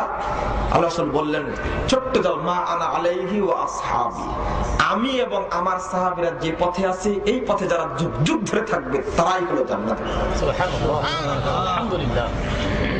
আরেকটি কথা মুস্তাদরাক হাকিম আসছে একটু অতিরিক্ত সহিহ সনদে, মা আনা আলাইহিল ইয়াউমা ওয়া আসহাবি, আজকের দিনে আমি মুহাম্মদ ওয়া সাহাবীরা। রাসূল আজকে মরেও যেতে পারেন, তাই নাকি? কত সূক্ষ্ম বিশ্লেষণ, চিন্তা ভাবনা করুন। আল্লাহ রাসূল সাহাবীদের দায়িত্ব নিতে চাননি, আল্লাহ রাসূল সাহাবীদের কথা বলতে চাননি। মা আনা আলাইহিল ইয়াউমা, আজকের দিনে আমি মুহাম্মদ যে পথের উপরে আছি এই পথের উপর যুগ যুগ ধরে যারা থাকবে তারাই জান্নাতি। এই আল ইয়াউমা কথার বলার মধ্যে গুরুত্ব আছে। আল্লাহ রাসূল মৃত্যুবরণ করার পরে কোন সাহাবীর দায়িত্ব তিনি নিতে চাননি। মুসনাদ আবু দাউদের 631 পৃষ্ঠায় অতিরিক্ত কথা আসছে মুয়াবিয়া রাদিয়াল্লাহু আনহু থেকে। ওই হাদিসে আসছে, সিনতানে ওয়া সাবউনা ফিন্নার ওয়া ওয়াহিদাতুন ফিল জান্নাহ, এই 73টির মধ্যে 72টি যাবে জাহান্নামে, একটি যাবে জান্নাতে। ওয়াহিয়াল জামাআহ, সেটাই হলো জামাত। জামাত মানে কি? বড় জামাত, তাই না? জি না। জামাত মানে কি বড় জামাত? জি না। শুনুন, ইবনে মাসউদের উক্তি খুলুন, তারিখ ইবনে আসাকির 13 নম্বর খণ্ডের 322 পৃষ্ঠা খুলে দেখুন। এই ব্যাখ্যা দিচ্ছেন ইবনে মাসউদ রাদিয়াল্লাহু আনহু, আল জামাতু মা ওয়াফাকাল হাক্কা ওয়া ইন কুনতা ওয়াহদাক, জামাত মানে মনে করেন বড় সংখ্যক, যেদিকে যত সংখ্যা বেশি সেটাই কি জামাত? না। সেটা বলবেন? মওকুফ সূত্রে রাসূল থেকে বর্ণিত হয়েছে ইবনে মাসউদ থেকে, আল জামাতু, জামাত তাকেই বলে মা ওয়াফাকাল হাক্কা, যা হকের সাথে সংশ্লিষ্ট, ওয়া ইন কুনতা ওয়াহদাক, যদিও তুমি ওই জামাতের সদস্য একজন হও। সুবহানাল্লাহ। এই বাংলাদেশে যদি কুরআন এবং সহিহ হাদিস মানা মানুষ একজন না থাকে, যদি গাজীপুরে একজন থাকে, সেটা একটি জামাত। সুবহানাল্লাহ। আল্লাহ রাসূল আল্লাহ রাব্বুল আলামিন বলেন, ইন্না ইব্রাহিমা কানা উম্মাতান কানিতান লিল্লাহি হানিফা, ইব্রাহিম একা একজন একনিষ্ঠ উম্মাহ ছিলেন। সুবহানাল্লাহ। অতএব দলিল তো মওজুদ, বড় জামাত বলা হয়নি। জামাত মানে কি? মা ওয়াফাকাল হাক্কা, যেটা হক পথে চলে যে জামাতটি। যদিও জামাতের সদস্য ওয়াইনকুনতা ওয়াহদা, যদিও জামাতের সদস্য কয়জন হয়, তুমি একা হও, তবুও একটা জামাত। জামাতের অপব্যাখ্যা দিবেন না। অতঃপর রাসূল বলেন ওয়াইন্নাহু সায়াখরুজু ফি উম্মতি আকওয়াম তাতাজারা বিহিম তিলকাল আহওয়া কামা ইয়াতাজারাল কালবু বিসাহিবি। হে সাহাবীরা শুনে রাখো, অচিরে আমার উম্মতের মধ্যে আকওয়াম, অনেক দল বের হবে, খন্ড খন্ড অনেক দল বের হবে। তাতাজারা বিহিম তিলকাল আহওয়া কামা ইয়াতাজারাল কালবু বিসাহিবি। তারা সমাজে মানুষের মধ্যে সব জায়গাতে তারা নতুন নতুন বিধান তৈরি করে দিবে। যেভাবে একজন ব্যক্তির গায়ে মাথা থেকে পা পর্যন্ত পক্স বের হয়, বুঝেন না? পক্স বসন্ত বলেন না আপনারা? ঠিক বসন্ত বের হলে কোন জায়গা বাকি থাকে? রাসূল বলেছেন লা ইয়াবকা মিন গিরকুন ওয়ালা মাসলিল্লা দাখালা, এমন ভাবে বের হবে তার কোন রগ বা কোন গিরা কিছু যেমন বাদ থাকে না, ঠিক এই মুসলমানদের সমাজে এই দলগুলো খন্ড খন্ড দল এত বেদাতি কারবার, এত নতুন নতুন জঘন্য বিধান তৈরি করবে, একেবারে রন্ধে রন্ধে পৌঁছিয়ে দিবে, সর্বত্র থাকবে। আপনাকে আবার কি দিয়ে বুঝাবো এই দল সম্পর্কে? রাসূল বললেন কি রাসূলের বক্তব্য বাস্তব হবে না? দলিলের ভিত্তিতে আপনি আমল করবেন, তাহলে সঠিকটা পেয়ে যাবেন। দলিলের ভিত্তিতে আজকে সহিহ বুখারী অনুবাদ হয়েছে, মুসলিম অনুবাদ হয়েছে। হাদিস থেকে দলিল গ্রহণ করবেন, কোরআন থেকে দলিল নেবেন, এছাড়া কোনো দ্বিতীয় পথ নেই। আমরা নিজেদের বক্তব্য প্রচার করি না। মুজাফফর কোনো কথা এই যাবত পর্যন্ত বলেনি। মুজাফফর বলছে কোরআন এবং সহিহ অনুবাদ রেফারেন্স সহ। কি রেফারেন্স দিচ্ছি না? আমি রেফারেন্স সহ কথা বলছি, নিজের পক্ষ থেকে কোনো দলিল পেশ করছি না। এই দলিল আপনাকে দলিল সহ পেশ করতে হবে, সেটাই মানতে হবে। বন্ধুরা, আবার সামনের দিকে এগিয়ে চলুন। রাসূলুল্লাহ সাল্লাল্লাহু আলাইহি ওয়াসাল্লাম বলে গেলেন স্পষ্ট, এই বিভ্রান্তি হবে, আপনার সঠিক পথটা আঁকড়ে ধরতে হবে। কারা এটা করবে তার একটা ইঙ্গিত দিই। সহিহ বুখারী দ্বিতীয় খণ্ডের 1092 পৃষ্ঠা একটা হাদিস উল্লেখিত হয়েছে, মিশকাতে কিতাবুল ফিতানের মধ্যে আছে। আল্লাহ রাসূল বলেছেন পরিষ্কার কথা, এক সময় বিভ্রান্তি সৃষ্টি হবে। হাদিস বড় হাদিস, তার একটা ছোট্ট অংশ। আল্লাহ রাসূল বলেছেন দুআতুন আলা আবওয়াবি জাহান্নাম মানাজাবাইরুহুম ইলাইহা তাদাফুহু ফিহা। তার আগের অংশ হচ্ছে কওমুন ইস্তামদুনা বিগাইরি সুন্নতি ওয়া ইয়াহদুনা বিগাইরি হাদিয়াতি। এই হাদিসের অংশ ওই যে বললাম না, খন্ড খন্ড দল তৈরি হবে। রাসূল বলেছেন দল বের হবে বিভিন্ন, এই দল ইস্তামদুনা বিগাইরি সুন্নতি ওয়া ইয়াহদুনা বিগাইরি হাদিয়াতি। তারা সুন্নাতের আমল করবে, কিন্তু ওই সুন্নাত আমার সুন্নাত নয়। পেলেন? দেখে মনে হবে সঠিক পথেই চলছে, কিন্তু ওই পথ আমার পথ নাই। বুখারীর হাদিস। আপনি কি দিয়ে বুঝাবেন বলেন দেখি? আল্লাহ রাসূল অতঃপর বলছেন এর পরে কি কোনো খারাপ আসবে? রাসূল বলছে হ্যাঁ আসবে। সেই খারাপটা হলো দুআতুন আলা আবওয়াবি জাহান্নাম মান আযাবাহু ইলাইহা কাযাফুহু ফিহা। জাহান্নামের দরজায় আলেমরা দাঁড়িয়ে, এক শ্রেণীর আলেম জাহান্নামের দরজায় আহ্বান করবে। মান আযাবাহু ইলাইহা কাযাফুহু ফিহা। যে ব্যক্তি ওই আলেমদের ডাকে সাড়া দিবে, তারাই তাকে জাহান্নামে ঢোকা দিবে। এবার বলুন আপনি, পরিস্থিতি জটিল জটিল কঠিন পরিস্থিতি, আপনার করণীয় কি? শুধু মনে করলেন যে কোনো দলে ঢুকে গেলেই হবে? যে না, রাসূল বলে গেছেন সাবধান, কোরআন এবং সহিহ হাদিস মানার বিকল্প কোনো পথই নাই, কোনো পথ নাই। এবার সামনের দিকে এগিয়ে চলুন বন্ধুরা আমার। সঠিক দল নির্বাচন করতে গিয়ে, সঠিক দল নির্ধারণ করতে গিয়ে আপনি কখনো বিভ্রান্ত হবেন না। শায়েখ আলবানী রাহিমাহুল্লাহ ওই হাদিসের ব্যাখ্যা দিতে গিয়ে তার সিলসিলা সহিহা গ্রন্থের 270 নম্বর হাদিস 478 থেকে নিয়ে 486 পৃষ্ঠা পর্যন্ত দীর্ঘ আলোচনা করেছেন তিনি। এত চমৎকার আলোচনা এই হাদিস দ্বারা, অর্থাৎ একটি কাফেলা বিজয়ী কাফেলা, হকের উপরে টিকে থাকবে। তারা কারা? তিনি বলছেন ওহুম আহলুল হাদিস, তারাই হলো আহলে হাদিস। হাসানাল্লাহু মাআহুম। আল্লাহ রাব্বুল আলামিন যেন কাল কিয়ামতের মাঠে তাদের সঙ্গে আমাদেরকে একত্রিত করেন, বলুন সুবহানাল্লাহ। শায়েখ আলবানী রাহিমাহুল্লাহ একজন মাযহাবী ব্যক্তি ছিলেন। জন্ম তার আলবেনিয়াতে, বাপের কাছ থেকে হিজরত করে সিরিয়া আসেন, অতঃপর মদিনা বিশ্ববিদ্যালয়ের ডিন হন, হাদিস বিভাগের ডিন হন। এই একজন বিদ্বান ওই হাদিসের ব্যাখ্যা দিতে গিয়ে প্রথম শব্দটি উল্লেখ করলেন ওহুম আহলুল হাদিস হাসানাল্লাহু মাআহুম। আশ্চর্য লাগে, তিনি বলছেন কিভাবে আল্লাহ যেন কাল কিয়ামতের মাঠে তাদের সঙ্গে আমাদেরকে একত্রিত করেন। অতঃপর বলছেন লা ইয়াতাআসসার ইয়াতাআসাবুনা লিকাউলিন শাখসিন মুআয়্যানিন মাহমা আলা সামা হাসা মুহাম্মাদান সাল্লাল্লাহু আলাইহি ওয়াসাল্লাম। এই আহলে হাদিসরা একমাত্র মুহাম্মদ ব্যতীত অন্য কোন ব্যক্তির কোন কথা গ্রহণ করে না, ওই ব্যক্তি যত বড়ই হোক না কেন। সুবহানাল্লাহ। খিলাফ গায়রিহিম, আহলে হাদিসরা তাদের বিরোধী, যারা লা ইয়ালামু বিল হাদিস ওয়া লা ইয়ানতামু, যারা হাদিসের প্রতি আমল করে না, ভুরুক্ষেপ করে না। আহুম ইয়াতামাসসাকুনা আকওয়াল আইম্মাতিহিম, তারা আঁকড়ে ধরে থাকে নিজ নিজ দল ইমামদের বক্তব্য। ওয়া আহলুল হাদিস ইয়াতামাসসাকুনা লিআকওয়ালিন নবিয়্যিহিম, আর আহলে হাদিসগণ আঁকড়ে ধরে থাকে তার নবীর বক্তব্য। সুবহানাল্লাহ। যাবেন কোথায়? এই বক্তব্য দেওয়ার পরে শায়খ আলবানী নিজের মাজাকে শক্ত করে ঘোষণা করছেন, ফালা আযাবা বাদা হাযাল বায়ান, হে বিশ্ববাসী, আমি যে বক্তব্য উপস্থাপন করলাম এটাতে আশ্চর্য হওয়ার কিছু নেই। ফাইন্না আসহাবাল হাদিস হুমুত তাইফাতুজ যাহিরা ওয়াল ফিরকাতুন নাজিরা ওয়াল উম্মাতুল আশ-শুহাদা ওয়াল খালক। এই আহলে হাদিসরাই হলো বিজয়ী কাফেলা এবং কাল কিয়ামতের মাঠে মুক্তিপ্রাপ্ত দল। শুধু তাই নয়, কাল কিয়ামতের মাঠে রাসূলের সর্বশ্রেষ্ঠ উম্মাতুল ওয়াসাত, সর্বশ্রেষ্ঠ দল হবে তাই। শুধু তাই না, আশ-শুহাদা ওয়াল খালক, আহলে হাদিসরাই কাল কিয়ামতের মাঠে সমস্ত উম্মতের মধ্যে তারাই হবে রাসূলের পক্ষ থেকে সাক্ষী স্বরূপ। এই বক্তব্য দিলেন শায়খ আলবানী, জগৎ বিখ্যাত ব্যক্তি, ভারত গুরু মুহাদ্দিস শাহরুল্লাহ দিহলভী তার হুজ্জাতুল্লাহ বালিগার মধ্যে তিনি আলোচনা করে গেছেন 118 পৃষ্ঠায়। আপনাকে বলছি যে আহলে হাদিসদের যে অবস্থানটা যুগে যুগে ধরে আজকে দ্ব্যর্থহীন কণ্ঠে আপনাদের কাছে বলতে চাই, আহলে হাদিস আন্দোলন রাসূলের যুগ থেকে শুরু হয়েছে। যতদিন পর্যন্ত কিয়ামত সৃষ্টি না হবে ততদিন পর্যন্ত এই কাফেলা হকের উপরে টিকে থেকে দাওয়াত দিয়ে যাবে। এই হককে স্তব্ধ করে দেওয়ার জন্য কোন শক্তি যদি সামনে আসে, ইনশাআল্লাহ আল্লাহর গজবে তারা ধ্বংস হয়ে যাবে ইনশাআল্লাহ। বন্ধুরা আমার, আর একটু সামনের দিকে এগিয়ে যায়। আসুন, এই দলাদলির কোথায় আবির্ভাব ঘটলো, কোথায় থেকে দলাদলি আসলো? এই দলাদলি তো আগে ছিল না, এখন কিভাবে হলো? আজকের যুগের কথা নয়।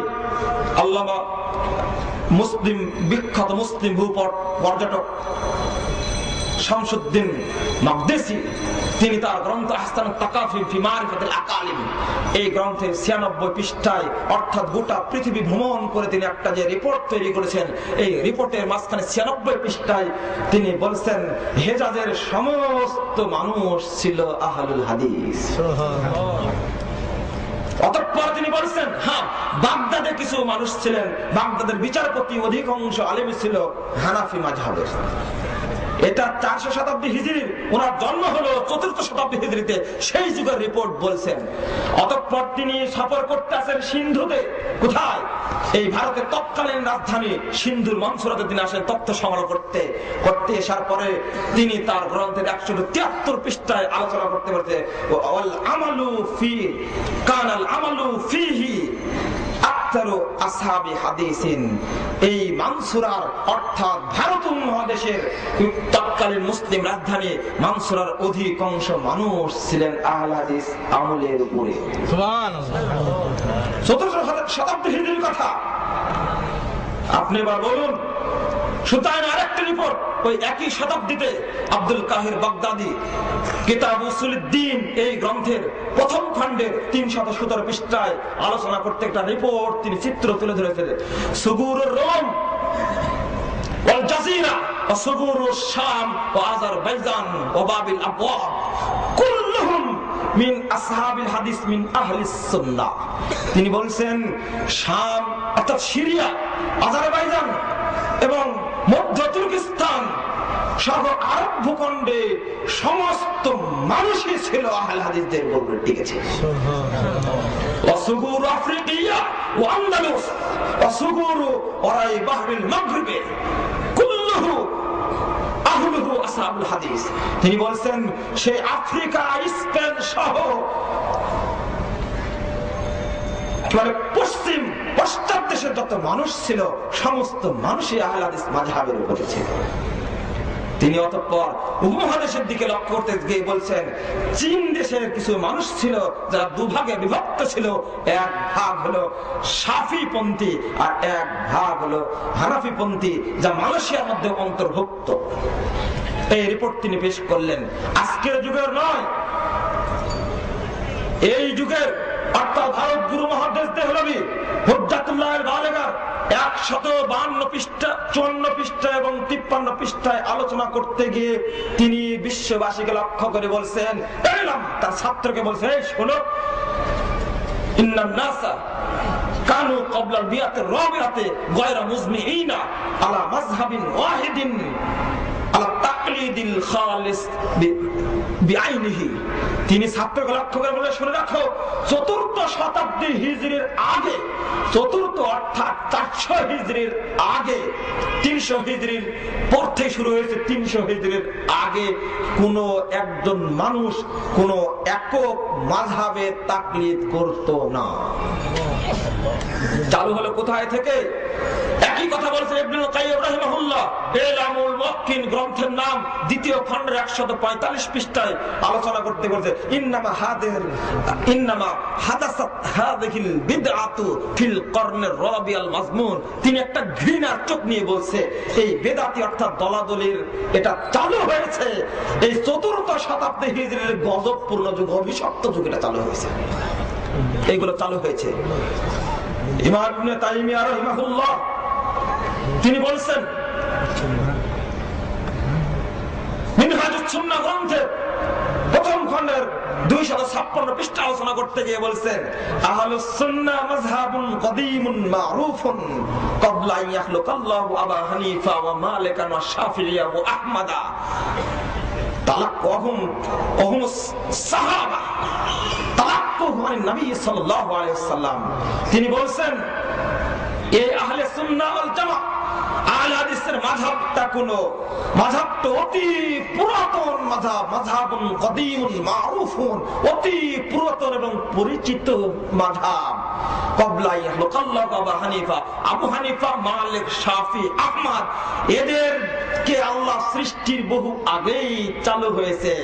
ওয়াহুমুস সাহাবা, তারা হলো আহলে সুন্নাত ওয়াল জামাত, যারা তারা হলো সাহাবীদের তালাক্কুহু আন নবী সাল্লাল্লাহু আলাইহি ওয়াসাল্লাম, যা তারা পেয়েছে রাসূলুল্লাহ সাল্লাল্লাহু আলাইহি ওয়াসাল্লাম থেকে। বন্ধুরা আমার, বিকল্প কোনো পথ নেই।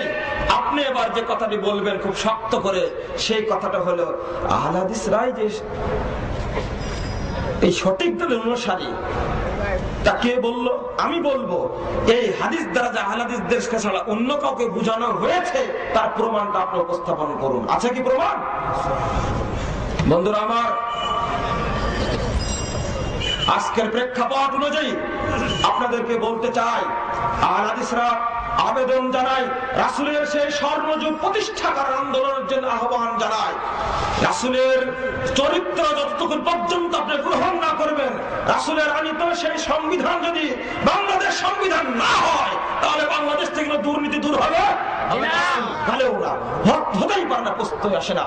বন্ধুরা আমার, আহলে হাদিসরা চাই রাসূলের সেই সমাজ প্রতিষ্ঠা করতে, আর কিছুই চায় না। যে সমাজ প্রতিষ্ঠিত হলে সমাজের দুর্নীতি থাকবে না, র‍্যাব লাগবে না, কুবরা লাগবে না, চিতাও লাগবে না, সেনাবাহিনীর প্রয়োজন হবে না। রাসূলের যুগের মানুষ অপরাধ করে রাসূলের সামনে দ্রুত ছুটে আসছেন, আমি অপরাধ করেছি। কি মুআজ বিন মালিক জেনা করে ছুটে আসেন রাসূলের সামনে? এসেছিলেন কেন? তাকে কি কেউ বলেছিল র‍্যাব কি গেছিল তার কাছে? কোন গোয়েন্দা গেছিল কি? জনক মহিলা এসে রাসূলের সামনে বলে, রাসূল জেনা করেছি। রাসূল বলছেন, তুমি তওবা করো, আল্লাহর কাছে ক্ষমা প্রার্থনা করো, আল্লাহ ক্ষমা করবেন।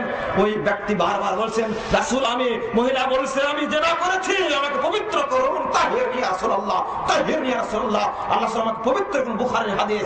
আল্লাহ বারবার 3 বার বললেন। অতঃপর বললেন, তুমি যাও, বাড়িতে যাও, সন্তান যেদিন জন্ম নেবে সেদিন এসো। যেদিন সন্তান নিয়ে সুযোগ দিচ্ছেন যে ওই মহিলা যদি আল্লাহর তওবা করে তাহলে ক্ষমা করবে।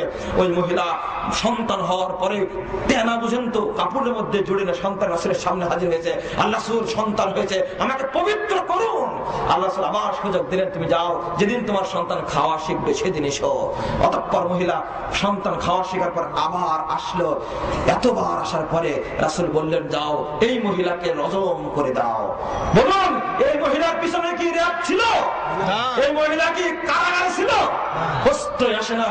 ওই ইসলাম বাংলার মুখে চালু করতে হবে। তথাকথিত পীর মাশায়েখ কোন রাজনৈতিক পণ্ডিতের ইসলাম দ্বারা বাংলাদেশ শান্তি আনা যাবে না। বিল্লাহি তাকবীর, বিল্লাহি তাকবীর। সকল বিধান বাতিল করো, ওই বিধান কায়েম করো। শুনুন, আহলে হাদিসরা চায়, আমি ওই কথাটি আবার বলছি, শেষ কথাটি আলোচনা করতে গিয়ে আপনার উদ্দেশ্যে বলছি, আহলে হাদিসরা ওই জিনিসটি প্রতিষ্ঠা করতে চায়। আমি যে সংজ্ঞাগুলো বললাম এটা মুহাদ্দিসদের কথা বললাম। আপনি একটি সংজ্ঞা বের করুন অন্য দলের পক্ষে কোন মুহাদ্দিস বলে গেছে কিনা যে খারেজিরা, রাফেজি বা শিয়া, মুরজিয়া, জাহমিয়া, হানাফি, শাফি, মালিকি, হাম্বলি, নকশবন্দিয়া, চিশতিয়া, মুজাদ্দিদিয়া, কাদারিয়া, শরীয়ত, তরিকত, মারফত কোন একটি দলের পক্ষে কোন মুহাদ্দিস উক্তি করে গেছেন? একটি উক্তি বের করুন আপনি। এনসাইক্লোপিডিয়া অফ ইসলাম প্রথম খণ্ডের 249 পৃষ্ঠায় অক্সফোর্ড বিশ্ববিদ্যালয়ের টিচাররা পর্যন্ত আহলে সংজ্ঞা দিতে গিয়ে বলছেন, the Ahladis try to go back to first principles into restore the original simplicity and purity into faith and practices. তার আগেই বলছি, Ahladis, the followers of the prophetic tradition who profess to hold the same view as the Ahlul Hadith or Ahl Hadith, তারা বলছেন, সংজ্ঞা দিচ্ছেন যে আহলাদিস তাদেরকে বলা হয়, এরা হলো রাসূলের অনুসরণের কারণে তাদেরকে আহলে হাদিস বলা হয়। আর রাসূলের যুগে যাদেরকে আহলে হাদিস, আসহাবুল হাদিস বলা হতো, তার রীতি অনুযায়ী এই যুগের মানুষকে আহলে হাদিস বলা হয়। They do not hold themselves bound by taqlid but consider themselves free to seek guidance in matters of religious. আহলে হাদিসরা কোন তাকলিদকে বিশ্বাস করে না, সিরেফ করে এবং সহিহ হাদিস মেনে চলে। তারা কি চায়? তারা চায় যে try to go back to first principle, সেই শুরুর যুগের ইসলামের আকীদা, ইসলাম বিশ্বাসকে তারা সমাজে প্রতিষ্ঠা করতে চায়। এটাই তাদেরও বক্তব্য। বন্ধুরা আমার, আমি আপনাদের প্রতি আকুল আবেদন জানাচ্ছি, আহলে হাদিস আন্দোলন অপ্রতিরোধ গতিতে চলে যাচ্ছে। মুন্সিদের উপর আক্রমণ হয়েছে, মুন্সিদেরকে জেলখানায় আবদ্ধ করা হয়েছে। ইমাম বুখারী সহিহ জয়ীফকে পৃথক করার কারণে তাকে ওদের ছাড়তে হয়েছে। আজকেও আহলে হাদিস বিদ্বানদের উপরে নির্যাতন চালানো হচ্ছে, মিথ্যা অপবাদ দেওয়া হচ্ছে। আজও তিনটি মামলায় তিনি হাজিরা দিচ্ছেন। বাংলাদেশ সরকারের প্রতি আবেদন জানায়, একজন কোরআন এবং সহিহ সুন্নাহ রাহবারের উপরে এই জঙ্গিবাদের মিথ্যা অভিযোগের মামলা এখনো কেন থাকতে পারে? কেন সরকার এই মামলাকে প্রত্যাহার করে নিচ্ছে না? উচিত অন্যান্য মন্ত্রী এমপিদের নামে বিগত সরকারের নামে যে মামলা হয়েছিল তাদের যেমন ভাবে প্রত্যাহার করে আবেদন করা হচ্ছে, আমরাও আবেদন করেছি এই জঘন্য মিথ্যা জঙ্গিবাদ তথাকথিত নোংরামি এই অভিযোগ থেকে আমাদেরকে মুক্তি দেওয়া হোক। সম্মানিত সুধীমণ্ডলী, জেল খাটলেও আপনাকে এই পথে থাকতে হবে, বিকল্প কোনো পথ নেই। জেল খাটার সুন্নাত চালু হয়েছে। ডক্টর গালেবকে হত্যা করে জেলখানায় রেখে আহলে হাদিস আন্দোলনের নীতিকে স্তব্ধ করে দেওয়া যাবে না। 1831 সালের 6 মে শুক্রবার তারিখে ব্রিটিশ বিরোধী আন্দোলনের দিকপাল আহলে হাদিস আন্দোলনের গণজোয়ার সৃষ্টিকারী সৈয়দ আহমদ বেরলভী এবং শাহ ইসমাইল শহীদকে একই দিনে হত্যা করা হয়েছে। শুধু তাই নয়, ইহুদি খ্রিস্টানরা আকালি জাত দ্বারা তাদেরকে টুকরো টুকরো করে সাগরে ভাসিয়ে দিয়েছে যেন তাদের কবর উচিত না হয়। তারা চলে গেল, আহলে হাদিস আন্দোলন বেগবান ছিল। তৃণমূলের লাশকে ইংরেজরা পুড়িয়ে দিয়েছে, তৃণমূলের কবর মাটির বুকে হয়নি, তাই বলে আহলে হাদিস আন্দোলন মিছে দেয়নি। আব্দুল্লাহ আল কাফি আল কুরাইশি চলে গেছেন, মওলা আকরাম খাঁ চলে গেছেন, এনায়েত আলী না খেয়ে মরে গেছেন পাহাড়ের চূড়ায়। এনায়েত আলী 1858 সালের 23 মার্চ তারিখে তিনি মৃত্যুবরণ করলেন গাছের পাতা খেয়ে থেকে। ইংরেজের অত্যাচার টিকতে পারেননি, চলে গেছেন তারা। আর আন্দোলন এখনো জীবিত আছে। এক ডক্টর গালেবকে জীবিত জেলখানায় রাখলে হাজারো ডক্টর গালেবের জন্য বাংলাদেশে হবে ইনশাআল্লাহ। অতএব সাবধানতা অবলম্বন করে আহলে হাদিস আন্দোলনের উপরে মিথ্যা অভিযোগ দেওয়ার থেকে বিরত থাকুন, সাবধান থাকুন। এই আন্দোলন পরিচালিত হয় কেবলমাত্র ইলাহি মদদে, আল্লাহ পক্ষ থেকে আসা সাহায্য পরিচালিত হয়। এই আন্দোলন কোন ব্যক্তি কোন কথাকে তোয়াক্কা করে না। গাজীপুর অধিবাসীদের উদ্দেশ্যে বলছি, আহলে হাদিস আন্দোলনকে যারা ভুল বুঝে, ভুল তথ্য দিয়ে দালালের মতো নামছে, ইংরেজদের দালাল শুধু কিছু লোক আজকেও আমাদের আহলে হাদিস আন্দোলনকে এই গতিপথকে ঠেকানোর জন্য আহলে হাদিসদের মধ্যে থেকে দালাল তৈরি করা হচ্ছে। যারা ইংরেজরা করেছিল, ইংরেজদের মধ্যে দালালের সাজার কারণে স্বাধীনতা অর্জন করতে 190 বছর সময় লেগেছিল, সেটা আপনারা জানেন। অতএব আহলে হাদিস আন্দোলনকে দমন করার জন্য কেউ যদি নেমে আসেন, হে যুবক ভাইরা শুনে রাখো, আহলে হাদিস নওজোয়ান তোমার মতো একজন যুবক বাংলার বুকে একজন টিকে থাকতে, তোমার গায়ের রক্ত যে সচল থাকতে, একদিন রক্ত থাকতে কোন শক্তি যেন করবে এবং সহিহ হাদিসের উপরে আক্রমণ করলে সবল না করবে, সাবধান থেকো। অতএব আমি আবেদন জানাবো, হে যুবক ভাই, তুমি বিশ্ববিদ্যালয় পড়ো আর স্কুলে পড়ো, মাদ্রাসায় পড়ো, কলেজে পড়ো না কেন, তোমার আহ্বান জানাচ্ছি, তুমি রাসূলের চরিত্রবান হও, আদর্শবান হও। বাচ্চা থাকলে তাদেরকে সোনামণিতে অন্তর্ভুক্ত করুন, তার থেকে গড়ে তুলুন, মা বোনদেরকে মহিলা সমস্ত অন্তর্ভুক্ত করুন। আর আপনার বৃদ্ধ আছেন, তাদেরকে আহ্বান জানাই, আসুন তারাও আহলে হাদিস আন্দোলন বাংলাদেশের পতাকা ঐক্যবদ্ধ হয়ে এই গোটা বাংলাদেশে পবিত্র এবং সহিহ হাদিস তথা নির্ভেজাল ইসলামের প্রচলন ঘটায়। আল্লাহ রাব্বুল আলামিন আমাদেরকে সেই তৌফিক দান করুন, আমিন। আমাদের সবাইকে মৃত্যু পর্যন্ত পবিত্র করে এবং সহিহ হাদিসের পথে চলার তৌফিক দান করুন, আমিন। সকলকে আমার পক্ষ থেকে, আমার কেন্দ্রীয় সংগঠন বাংলাদেশ আহলে হাদিস যুব সংঘের পক্ষ থেকে ধন্যবাদ ও মোবারকবাদ জানিয়ে বক্তব্য করছি। আমার জন্য খাস করে দোয়া রাখবেন। আকুলু কওলি হাদা আস্তাগফিরুল্লাহ ওয়া লাকুম ওয়া লিসাইরিল মুসলিমিন। আসসালামু আলাইকুম ওয়া রাহমাতুল্লাহি ওয়া বারাকাতুহু।